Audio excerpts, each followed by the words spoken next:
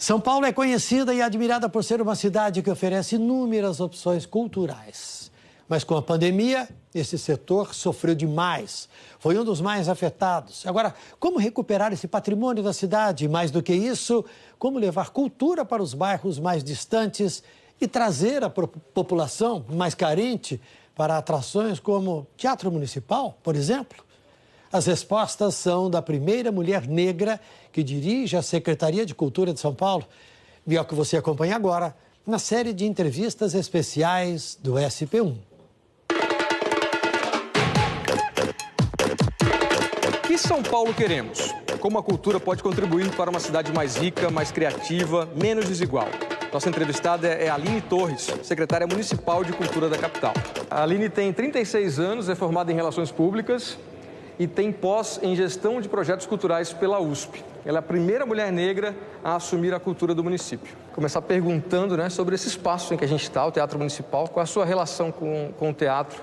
Foi a primeira vez que você pisou aqui? Eu era diretora de um centro cultural da juventude chamado Ruth Cardoso, que fica na Cachoeirinha, perto da Brasilândia, na zona norte da cidade. E a gente montou um programa lá que era a CCJ Visita. Então a gente fazia inscrições com as pessoas do bairro, da comunidade, para ir visitar equipamentos culturais distantes das suas casas. Então eu vim aqui com um grupo de jovens e senhoras, num domingo de manhã, fazer uma visita guiada no teatro. E foi lindo ver as pessoas podendo conhecer o teatro, a história do teatro. E aí foi a primeira vez que eu vim no teatro para conhecer o teatro, não para ver um espetáculo. Eu acho que a ligação do teatro com a cidade, comigo, ela vai nesse lugar de que nem todo mundo daqui mora na cidade de São Paulo teve a oportunidade de conhecer esse teatro. Ele ainda está muito distante das pessoas, ele ainda está muito distante da ponte para lá.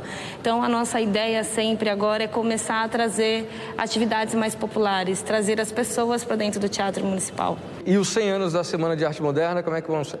A nossa programação desse centenário tá linda, mas ela tá diferente. A ideia desse novo modernismo é mostrar o que daqui a 100 anos é o modernismo atual. Então a gente vai fazer o lançamento da nossa Semana de Arte Moderna na Brasilândia. A ideia é fazer um pouquinho dessa viagem antropofágica de Mário de Andrade, mas justamente com um olhar periférico.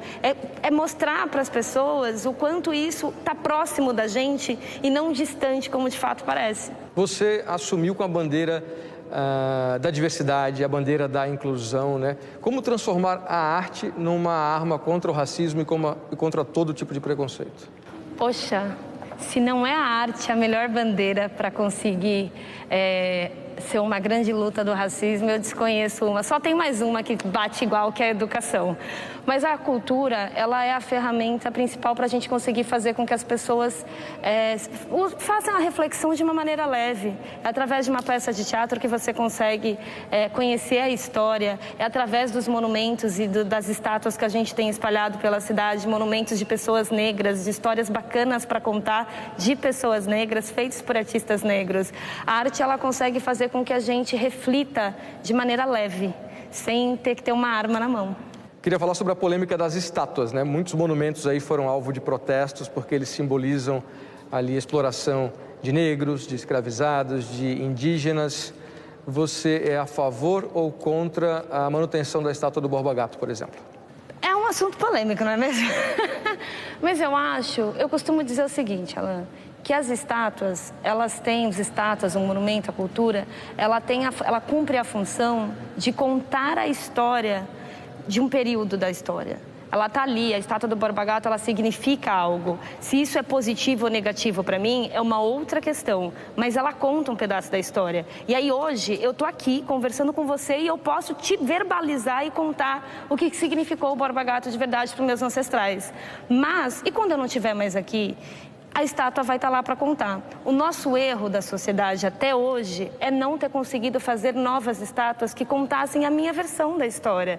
Para ter estátuas de pessoas negras positivas, para falar, olha, Zumbi dos Palmares foi um cara legal e ele fez isso, isso e isso. As famílias precisam andar pela cidade da mesma maneira como encontram o Borba Gato e encontraram o Itamar de Assunção. E é isso que a gente está promovendo. Então, por mais que tenha sido um ato de vandalismo, um ato ruim, enfim, queiram como classificar, foi o ato que fez com que a sociedade começasse a debater sobre isso. E aí deu o pontapé para a gente começar a fazer novas estátuas positivas. A gente tem uma questão dos bailes funk na periferia, que acabam ali virando um assunto polêmico, porque atrapalham a vida de moradores que querem dormir, porque eles acontecem nas ruas, às vezes viram uma questão de segurança.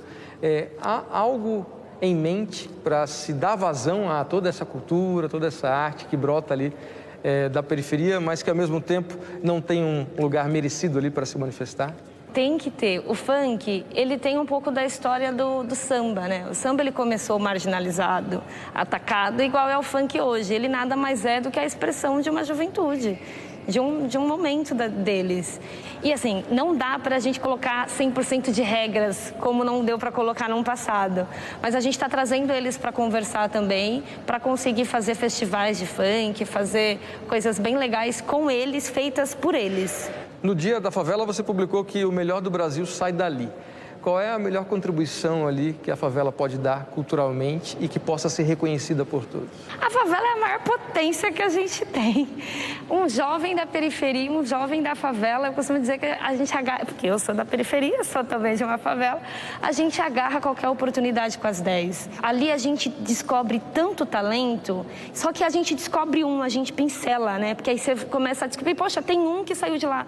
O que falta na favela é oportunidade, porque ali é um mar de talentos. Então a gente precisa fomentar cada vez mais esse mar.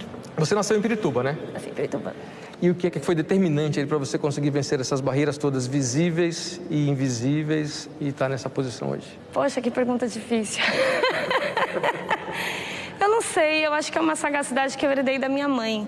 A minha mãe, o meu pai e a minha mãe se separaram muito cedo, eu tinha 10 anos de idade, mas a minha mãe, ela tem uma gana, uma saga para conseguir ser melhor cada dia mais. A minha mãe, ela aprendeu a ler porque ela era babá de uma criança e a mãe da criança, ela era uma criança que era babá de uma criança e a mãe dessa criança era professora, então ela aprendeu ali por osmose, prestando atenção na casa que ela trabalhava. E ela sempre mostrou pra gente que a educação era a única coisa que a gente poderia, que ninguém tirava da gente. A minha mãe falava assim: a gente já é preta, pobre e mulher. Se você não se der 2 vezes melhor, você precisa estar sempre bem vestida. Você precisa tirar 10 na escola. Tirar 10 na escola é a sua obrigação. Você não vai ter prêmio porque tirou 10 na escola. Então, essa sagacidade da minha mãe, acho que fez com que a gente quisesse conquistar o mundo. E que cidade de São Paulo pode ser, na tua visão? Poxa, eu acho que São Paulo tem tudo para ser a cidade mais democrática possível. São Paulo tem tudo para ser a cidade com cara de gente. São Paulo tem tudo para dar certo. Aline, obrigado pela entrevista. Eu que agradeço. Eu adorei o nosso bate-papo. Obrigada. Obrigado. E a gente encerra aí com uma frase marcante sobre São Paulo. Hoje do Fernando Gabeira falando de cultura. São Paulo é por onde a gente respira, apesar da poluição.